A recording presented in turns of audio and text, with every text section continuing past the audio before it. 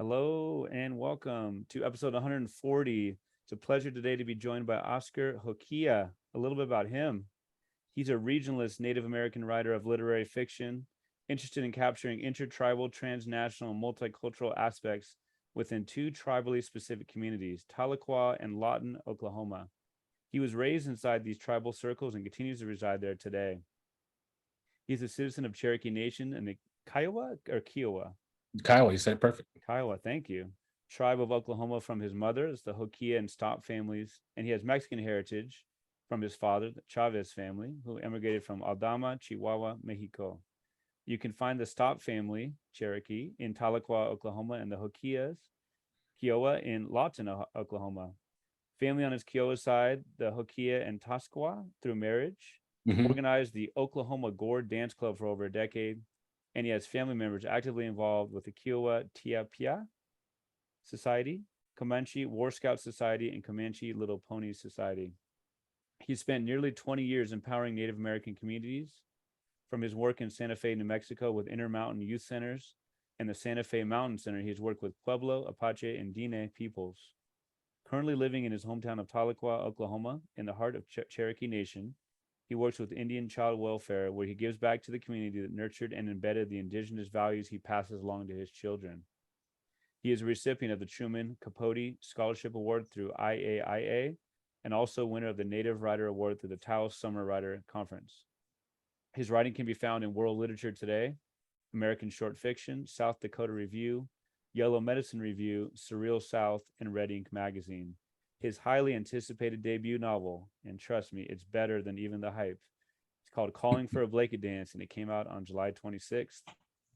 Oscar, thanks so much for joining me. How are you today? Hey Pete, yeah, no, thank you. I'm doing pretty good.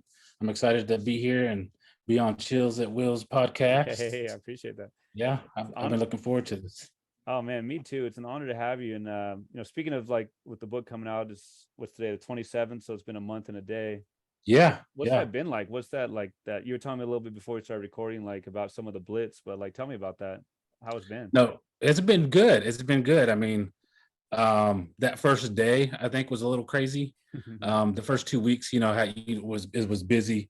The first day was like I had a television, like a local news television thing early in the morning, Mm, and then I think I was recording, like maybe it was NPR or okay. something that afternoon, and then I had the event, like the actual reading event that evening, and then between all that, you get, because it's book birthday, Uh-huh. everybody's like emails and texts and Oh yeah. messages. Oh yeah. It was just all like, I remember that day very distinctly because I remember like getting up really early because Tulsa, that's where the news station was at, is Mm. about an hour away from my hometown Tahlequah. So I Oh got wow. up like 5:30, 6 o'clock in the morning.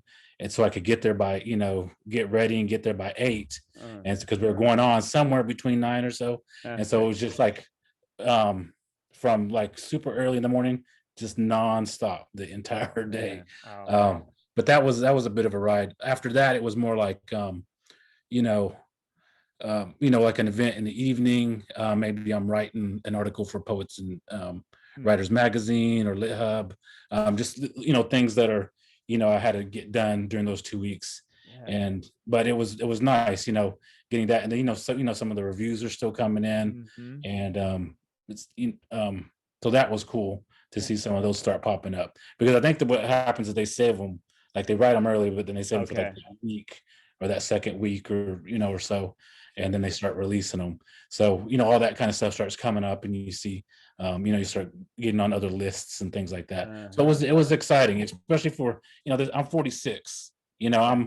I'm kind of long in the tooth Nah. to be a debut writer. So for this to happen at this age, constant gratitude, like every day you're like, oh man, I'm just so grateful to be here. Like that's just, you just can't help but feel like that. Hmm. Um so but yeah, no, it's been fun. It's been a lot of fun. And then being able to get on the road a little bit, Yeah. just kind of local area, Mm-hmm. like Kansas and Oklahoma area, for those first 2 weeks. That was fun because I get to interact with people and Mm-hmm. just hear some of the like personal stuff. Like as you're signing books, they're like open up, like people open up to you, Yes. like, Yes. oh, this has been my life. My life has been like this too. and being able to connect with people like that was, I mean, it was just really gratifying, and Mm. it was good. It was a good experience, positive experience for sure. Have you found the readers to identify maybe with one character more than another? I think one of the, I guess, the consistent thing that keeps showing up is I guess, the emotional ride of Mm. the novel. Like Mm-hmm. people saying, "Man, oh, this made me cry," and I haven't had a book, have a good cry with the book in a while, and it was nice to do that. And I think I think there was an emotional. That's what I'm seeing most consistently is an emotional connection to the Mm-hmm. characters and to the book, and so um, but yeah, I think that some people will have like a favorite character. Like I hear Vincent Guillemot. A lot of Okay. people talk about Vincent, Yeah. and he's, I mean, I really like Vincent as well, but I like them all equally. Huh. Okay. There's certain things about them that I like, certain qualities about each of them. Uh, It's hard to pick, but yeah, people, Huh. yeah, definitely will bring up certain characters over other ones. Vincent's one that I hear quite a bit. Yeah. Um, let's see. And then that Quentin Quitone, I think he's very playful, so people talk Mm. about him quite a bit too. He's Yeah. kind of, even from a young age, I capture him in a playful kind of way. Right. So Uh, yeah, but yeah, people definitely have some Huh. some favorites there. So you're saying that you treat them all equally, huh? You don't like one more than the other, maybe a little I bit, don't huh? know. I Okay. don't All know. right. It's All right. I'm not hard. gonna I'm not It's gonna put you hard on the to spot. it's Okay. hard to pick, but I mean, Vincent is in one of my characters that's to my heart for sure. Yeah. Yeah. Who didn't have a lot of wasn't around a lot of the book, Mm, yeah. but but definitely made a huge impression for sure. Yeah. Yeah. The cover. First of all, what was it like to like see your name on the cover as the author, and then secondly, like the cover itself, like so cool. Like, what was the idea behind that? Whose idea was it? So that one was so the artist, her name is Kristen Apodaca, and she's from El Paso, Texas. Okay. And she does these like really big murals on the side of buildings. Mm. And she has that kind of Salvador Dali style of Mm. art. And so Algonquin Books, they she had been on their radar for a while, and they've Okay. been, wanting to find a work of fiction that was going to fit with her style. And Mm. my book is very much postmodern in the way that her style of art is Yes. postmodern. Yes. Yes. Yes. And so she read the book, and just had to come up with some way to capture that main character Mm. and all the stuff that's going on with him. And I think she did a pretty good job. That's a tough. I think that's a tough job, is Mm. to ask someone to read a book and then now come up with an image Right. that captures this situation. But then like it was so the face that's split in half with the dollar bill and the sash. That's what Kristen Apodaca did, and then the art director at Algonquin, he added the other elements to it. So Okay. where you get that grid pattern in the background, that's supposed to be a symbolic representation of the quilt, and then Mm. the colors. He put in all the colors as well, and then like I kept going back and forth with him on the cover, like tweaking, like what Mm. about the blue, because the blue is kind of more of a, it's a little more royal blue than it is navy blue, Sure. and in our culture the color is actually navy blue. But the Okay. issue with that on print is that all that line work disappears because navy blue is too dark. I see. And so, like, so it was just a lot of conversations like that. Okay, so can we do this? Can we tweak that? Yeah. And I think his name is Christopher. I'm not sure if I'm going to say his last name right, but it's Moeson. But yeah, he was just really, really, really gracious with Mm. that process, and I felt like I was asking him a lot, like a Mhm. bunch of little bitty tweaks. Yeah. And but he went with it. He went with it. So, and it turned out good. I'm glad. Oh, I'm definitely. glad. Yeah. Definitely. So That's when you see in the bookstore and you're like, I want to know more about it, right? yeah, Uh, that's one thing I appreciated about the image, is striking. mm-hmm. It is a stunning image, No doubt. and it does, does the work of piquing someone's interest Hmm. for sure. Would the 7-year-old or 12-year-old or 18-year-old Oscar have believed that you could be on the cover? I mean, have you always known you're going to be a writer? Like, I'd love to know about growing up in in those, it seems like those essential cities for you of Tahlequah and Lawton, and just, was it a print rich environment? Were you always the one reading? And also language, like language or Mhm. languages that maybe you spoke or speak. Yeah. So whenever I got reading, my mother, she used to read a lot. Um, and so I would see her reading, and then so I just eventually started picking up reading as well. So um, I think that she would read different. She read more like mystery type stuff. She did read some Stephen King, but I started. That's what I started reading was Stephen King, Hmm. and then read a ton of fantasy when I was younger as well. Like Forgotten Realms and Dragonlance series, Okay. and then Dean Koontz, Clive Barker. Dean Uh, Koontz. Oh yeah. yeah, yeah, yeah. And so just really was then that really fascinated with that, and I was right. That's what I was writing was that kind of Mm, fiction, and and then eventually just changed directions whenever I got to college. I was just introduced to a whole new form in my late 20s, and decided to go that route. But as far as like in the environment, I don't have there's I have other artists like my uncle Vernon Hokeah. mm, He's a like a studio arts type artist. He paints, mm. and and then and we've had other artists in the family like Jack Hokeah. He's one of what we call the Kiowa Six. And so this historically back in the early 1900s, there were these six Kiowa artists, and they were pretty famous back then. Mm. Jack Hokeah was my grandfather's Jasper Hokeah. They were brothers, and so that's Okay. how we were connected. But so we had those kind of artists in the family, but not writers. I was the Mm. first writer to come in, and and just I don't know what got into me that I was going to write. I just became fascinated with the idea that I could create a story and put it on the page and then hand it to somebody else, and then they would have the same experience that I would have. Right. Um, and so about 14 years old, I started with that. But as far as with like language, it's very much the way it's captured in the novel. Like I grew up hearing phrases, and that's how it is in the community right now. I mean, there are language programs, right? Some amazing language programs that are Mm, bringing it back. mm. But whenever I was growing up, it was more common to have like words. You would know certain words, you know certain phrases, and just as you're talking, you Yeah. would just say it, just in conversation. You wouldn't even Hmm. think about it. And so that's how I put it in the novel, just the way how I heard it. So it would be with both Cherokee and Kiowa were like that as well. And then on with my dad, his I would say his primary language was Spanish. Like he spoke English but real choppy. Mm, Like he could say a few things in English, predominantly spoke Spanish his mm, entire life. mm. And so the way I would hear Spanish is that when we would go to Mexico and go to Aldama, I would hear, like I would hear all this Spanish. I could understand some of it, and I could hang out with my cousins, and I would understand what we were doing, and we'd Mm, all, be out, use slingshots out into the mountains, mm. and running around, running around town, things like that.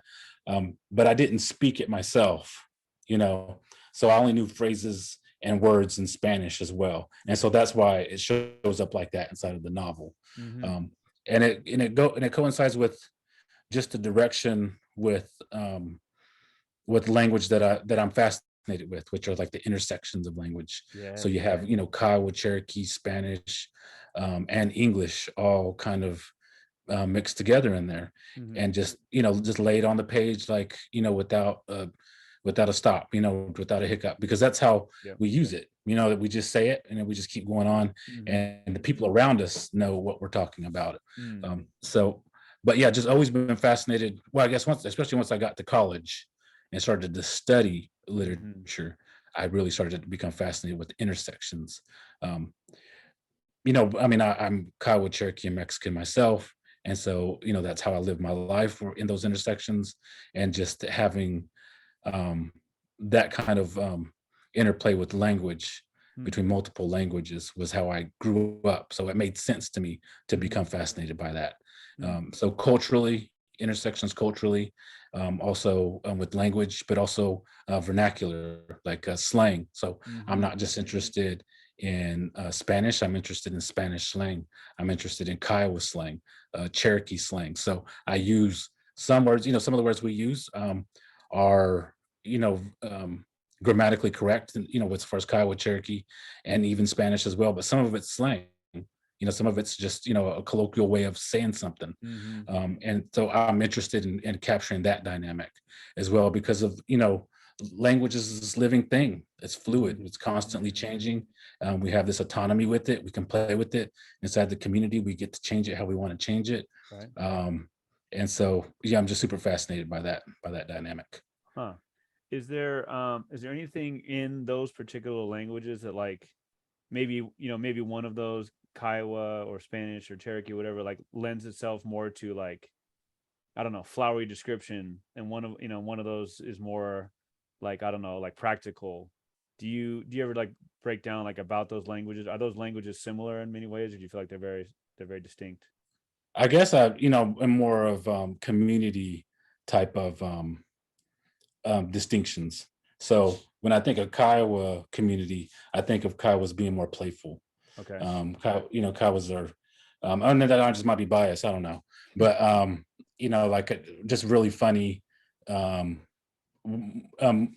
if they're come up with a situation, they're more likely to tease you about it and joke about it before they're gonna say something like directly rude or anything, and so I wanted to capture that element within the Kiowa community. When it comes to language, the thing that I noticed, and the way I play with it inside the novel is that there are certain things that a second generation or a third generation speaker would hold on to.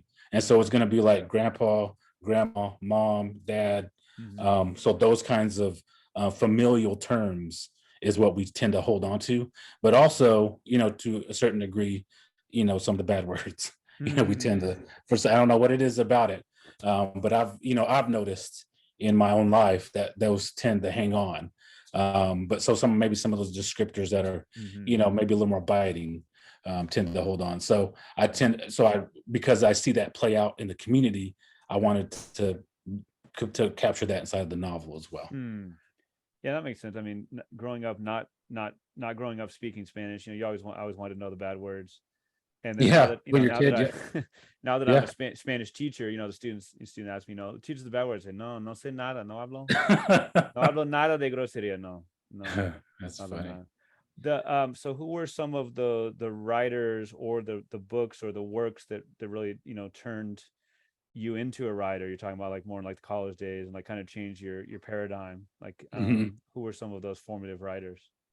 Um, I think that to begin with, it was probably N. Scott Momaday that first got me fascinated with literary fiction. I think that just that one, he was Kiowa, and I could see like I could it validated my experience. Like I knew where he was talking about. But it was also and then after Momaday kind of led me into it. But then it was like Marquez. Okay, a ton of people love Marquez, and I'm just an amazing writer. And so I just became fascinated with Marquez and his language, his ability to describe, his description, his work with symbolism, and just his playfulness with the sentence. I enjoyed that part of it, but I think he was probably the thing that really sunk me into literary fiction. Him and Kafka, I really got fascinated by the symbolism, like Kafka-esque type stuff. Yeah. So I wrote, when I first started I 2006, from 2006, 2007, I was writing these native Kafka-esque type stories. And they were like trickster stories that were really absurd. And but they spoke to like larger societal themes.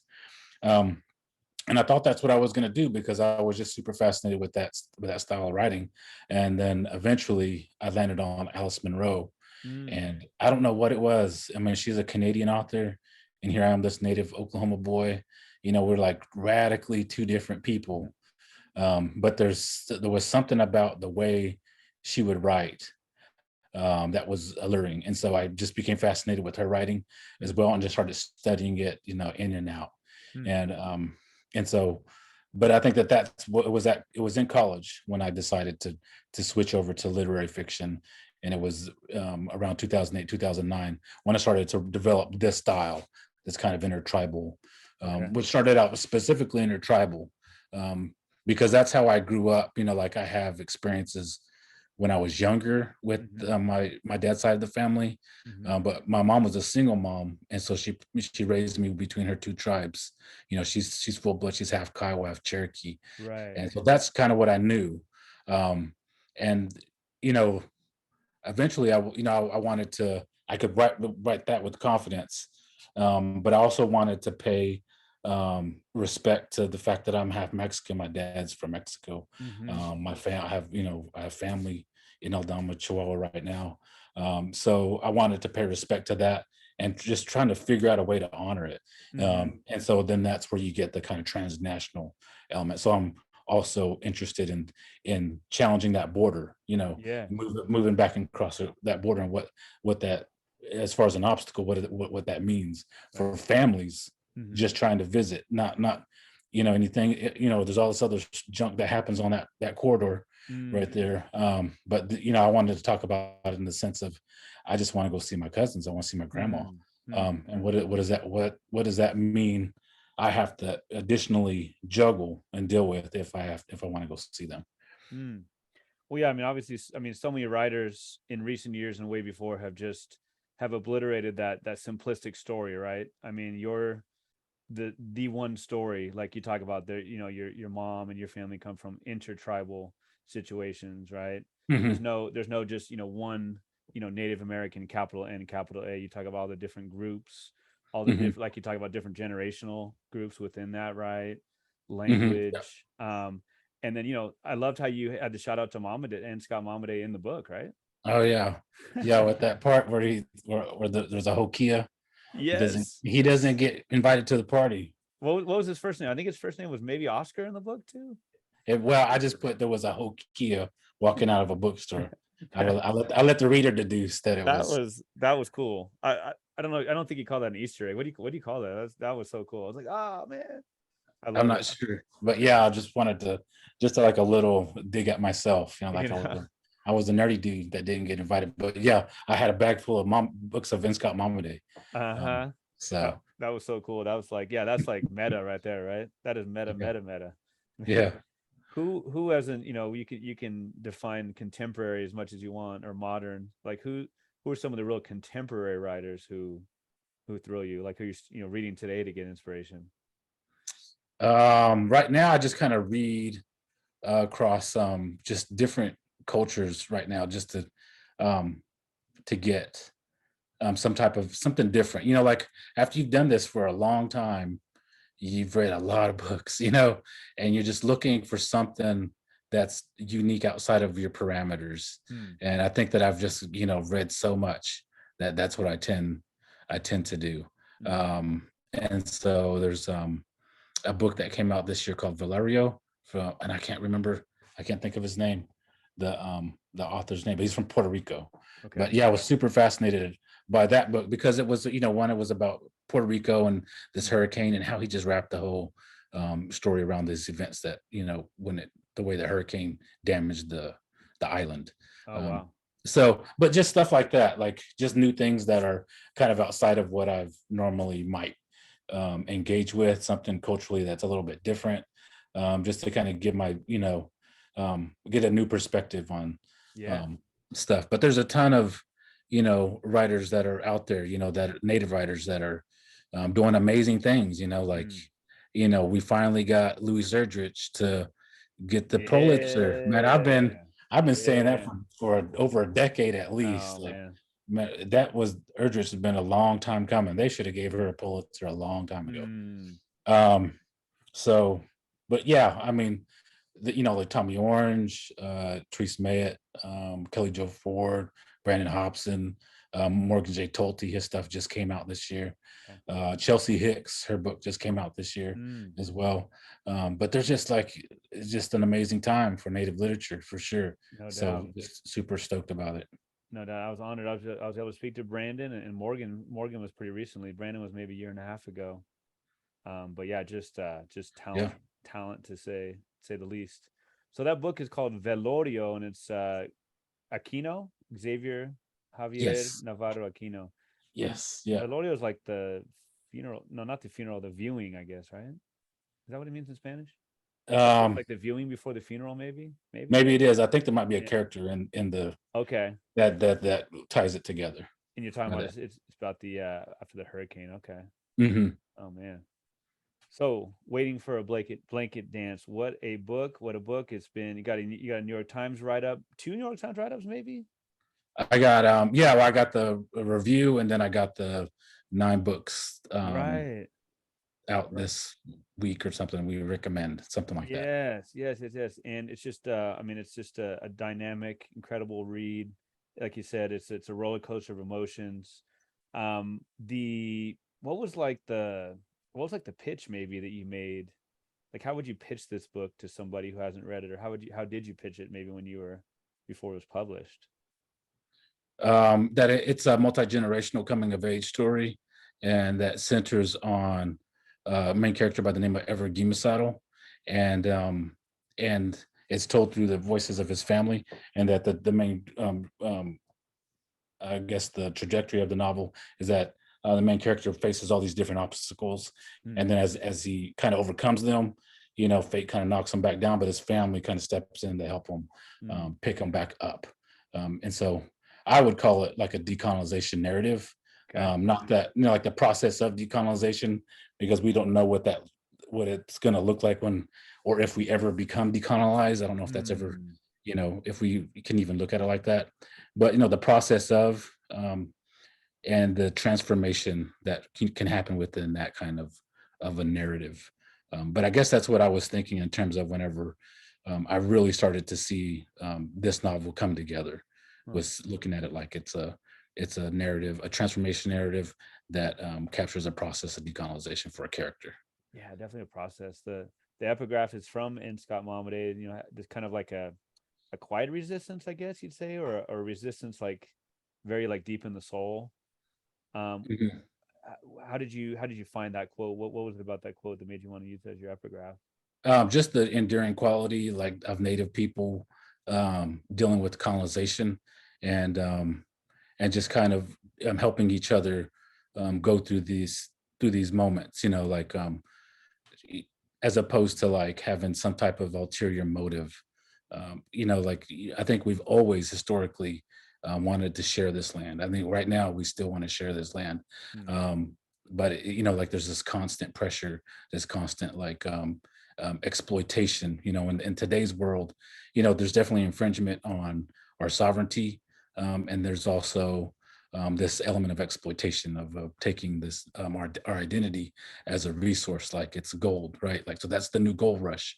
Identity is the new gold rush, Hmm. and folks are coming in and trying to capitalize on it for monetary gains. Hmm. And so we just got to really be aware of that it's still happening, and we got to I think on the center of the community that we are we're just trying to get through our day-to-day lives. We just want to feed our kids, take our kids to school, get them through the day, teach them the culture, Hmm. teach them what we know. But in that, there's all these other obstacles that kind of pop up that Right. we got to be aware of, and that we help each other through. But I think that quote captures that dynamic that we're still struggling with. Hmm. And it's interesting to read Housemaid of Dawn and some of the obstacles that Momaday was writing about Hmm. back in the 50s, and how similar it still is. Oh man. And you can even look back at Shaw, who is she's Yankton Sioux, writing in the 1800s, and even seeing some parallels Wow. of out of her stories that we're still dealing with now. Wow. But yeah, it's just it's a continuation. It's like like I said, it's a process, and we're just trying to help each other heal through it and cope and manage all these different things that keep coming up. Yeah, thank you for that. Then also thank you for the family tree in the book. Hmm. There's a family tree, that shows because there are so many important and intersecting characters, and the chapters are by name. So like, and then year. So it's like Lena Stopp, 1976. Hmm. And I correct me if I'm wrong. The whole book is in first person from different characters, right? Yes. Yep. It is. Yep. But you also do such an interesting thing where it's like it's almost like a third person omniscient in a way for some of the characters because they're telling someone else's story And like the omniscient part comes in that, like, okay, you can tell that, so and so had talked to the other person and Yeah. was able to talk about it as, oh, so I know that, I know Oscar did this because. So I just thought that Mhm. was really interesting and cool little trick in a crafting that really just worked. Yeah. Go ahead. That's no, no, no, yeah, I'm glad you brought that up.